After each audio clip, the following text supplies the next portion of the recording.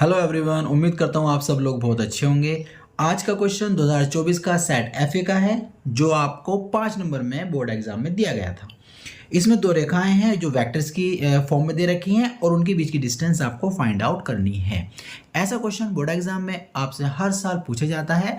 उम्मीद करता हूँ जिस मेथड को हम लोग यूज़ करेंगे वो आपकी समझ में अच्छे तरीके से आ जाएगा और आप अपने बोर्ड एग्जाम में इस टाइप के क्वेश्चन को कर पाएंगे। चलिए शुरू करते हैं आज का क्वेश्चन।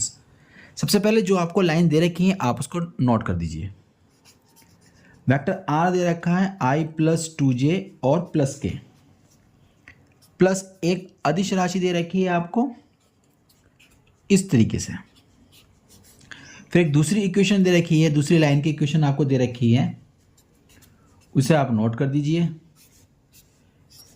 इस तरीके से आपने दोनों इक्वेशंस को अपनी नोट कर दिया। इसमें हम लोग कुछ कंसीडर कर लेते हैं, कुछ मान लेते हैं ताकि हमें लिखने में आसानी हो जाए। जो ये है हमारा फर्स्ट लाइन है, इसका जो आई का वेक्टर होता है वो हमारा एक पॉइंट होता है, बिंदु होता है जहाँ से हमारी लाइन पास हुई है, तो उसको हम ए बोल देते हैं फर्स्ट इक्वेशन का, इसलिए उसका नाम A1 हो गया। सेकंड जो होता है हमारा ये वेक्टर होता है, सदिश वेक्टर होता है, तो इसको हम लोग B1 बोल देते हैं, i माइनस के j और प्लस के, ये B1 हो गया। ऐसे ही इसको A2 बोल देंगे हम लोग, 2i माइनस जे और माइनस के हो जाएगा। और सेकंड वाले को हम बोल देंगे वेक्टर सेकंड है, उसको बोल देंगे B2 में हो जाएगा 2i प्लस जे और प्लस 2k। इसके बाद हमारा सबसे पहले जो काम होगा वो होगा A2 माइनस A1। हमें इन दोनों को लेस करना है, तो A2 माइनस A1 करेंगे तो ये i इसमें से लेस करेंगे तो बचेगा आपके पास i, माइनस का j है, ऊपर वाला 2j है, उसको जब घटाएंगे तो माइनस का हो जाएगा, तो मिलेगा आपको माइनस का 3। इसके बाद माइनस का k है, इसको लाकर घटाएंगे तो ये प्लस का था, माइनस का बन जाएगा, माइनस का ये तो माइनस के 2k हो जाएंगे। इसके बाद आपको जो काम करना है वो करना है B1 क्रॉस B2, यानी कि दो वेक्टर्स जो आपको मिले हैं B1 B2 उनकी वेक्टर प्रोडक्ट यानी कि सदिश गुणन। कैसे करते हैं हम लोग कि जो फर्स्ट वेक्टर b है उसके जो i j के कोफिशिएंट्स है उसको हम पहले लिखेंगे, सेकंड वेक्टर है उसके i j के कोफिशिएंट्स को हम उसके बाद लिखेंगे, और फिर इस डिटर्मिनेंट को, इस सारणी को हम लोग ओपन कर देंगे। तो ओपन करते हैं, i लेते हैं तो i के साथ में ये मल्टीप्लिकेशन में चला जाएगा माइनस का 2, और फिर ये जाएगा मल्टीप्लाई में 1, बीच में आता है माइनस। फिर हम लोग लेते हैं j वाला, तो माइनस का j आ जाएगा, इसकी मल्टीप्लाई करेंगे 1 से तो 2 आ जाएगा, इसकी इससे करेंगे तो ये भी 2 आ जाएगा, बीच में आता है माइनस। इसके बाद लेंगे हम लोग k के साथ, दिस मल्टीप्लिकेशन में जाएगा 1 इंटू 1, ये जाएगा माइनस का 2 हो जाएगा, माइनस बीच में लगाते हैं, बीच में हो जाएगा फिर प्लस। इस तरीके से आपने फाइंड आउट किया, आपके पास आ गया माइनस का 3i, और ये दोनों कट जाएंगे तो 0 आ जाएगा आपके पास, 0j और आपके पास आ जाएगा 3k। ठीक है, अब जो इसका फॉर्मूला होता है हम लोग उसको नोट कर लेते हैं। अभीष्ट न्यूनतम दूरी यानी कि रिक्वायर्ड न्यूनतम दूरी यानी कि मिनिमम डिस्टेंस,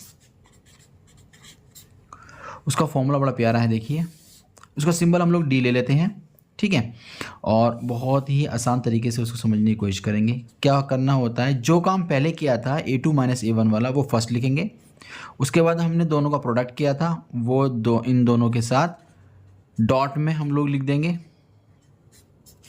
ये डॉट में हो गया।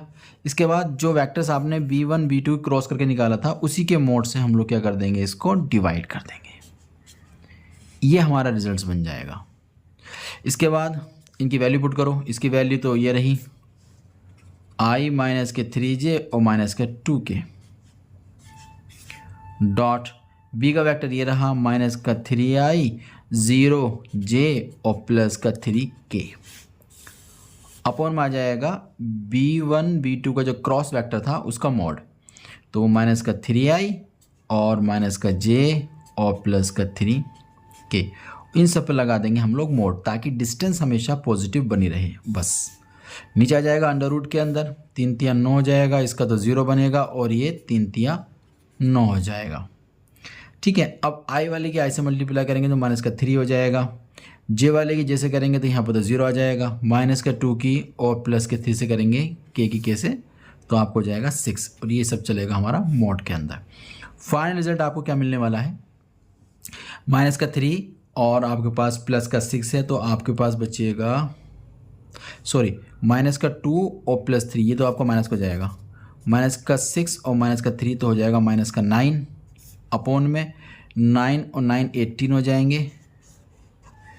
मोड के अंदर रिजल्ट आएगा आपका पॉजिटिव, तो 9 अपॉन 18, 18 को लिखना है तो 18 को लिख सकते हैं 9 इंटू 2 यानी कि 3 इंटू 3 इंटू 2, तो ये जो 3 हैं इनमें से एक बाहर आ जाएगा, 3√2, 3 1 जा 3 3 जा, तो फाइनल आंसर आएगा 3 अपॉन √2 मात्रक। इस तरीके से हम लोगों ने वेक्टर्स की दो लाइंस के बीच में डिस्टेंस को फाइंड आउट कर लिया।